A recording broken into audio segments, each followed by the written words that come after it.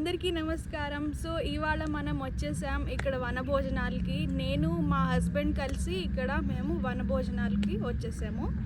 All మమ్జార్ beach పార్క్లో మీరు observe చేస్తే చూడండి, అక్కడ బుర్జ్ ఖలీఫా కూడా ఉంది. మనకి బుర్జ్ ఖలీఫా వ్యూ కూడా ఇక్కడ మనకి కనిపిస్తుంది.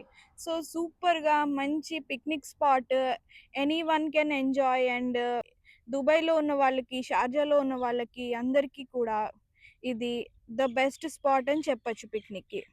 మీకు మేము ఇక్కడ వచ్చేసాం ఫుల్ ప్రిపరేషన్స్తో, food, water bottles, everything.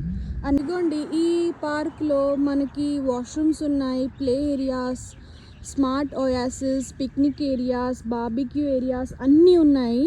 So ఇది ఒక మంచి స్పాట్. చూడండి, ఇక్కడ బార్బిక్యూస్ కూడా ఉన్నాయి. ఆ స్పాట్స్ అన్నీ కూడా మనం హ్యాపీగా బార్బిక్యూస్ చేసుకోవచ్చు, కూర్చొని తినచ్చు. చాలా ప్రశాంతంగా ఈ వాతావరణం, ఈ వనంలాగే ఉంది. వనభోజనాలకి వచ్చినందుకు మేము చాలా బాగుంది, చాలా హ్యాపీగా ఫీల్ అవుతున్నాం. ఇది నేను ఇవాళ శనగలతో ఆలు ఇంకా కలిపి చాట్లా చేశాను, శనగల చాట్.